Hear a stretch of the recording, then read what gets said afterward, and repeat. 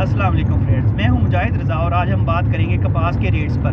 तो जैसे जैसे कपास जो है वो मार्केट में आना शुरू हो गई है, तो इसके साथ ही डेली बेसिस पे कपास के रेट कम होना शुरू हो गए हैं। तो जिस तरह महकमा ज़राअत ने कपास लगवाने के लिए दिन रात कलाबे मारी थी, कोशिश की थी, स्ट्रगल की थी, किसान को सुहाने ख्वाब दिखाए थे, तो अब वो महकमा ज़राअत एग्रीकल्चर जो डिपार्टमेंट है अब बिल्कुल गायब हो चुका है।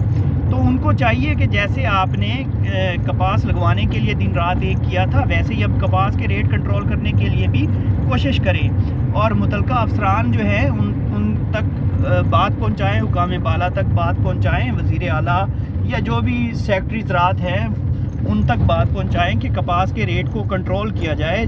जैसे गंदम का रेट सरकारी था, अमल दरामद हुआ, वैसे ही कपास के रेट पर भी उसी तरह अमल दरामद होना चाहिए।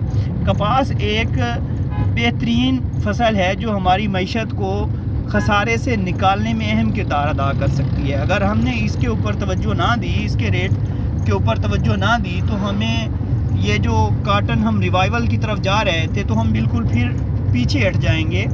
बिल्कुल किसान जो है वो बददिल हो जाएगा।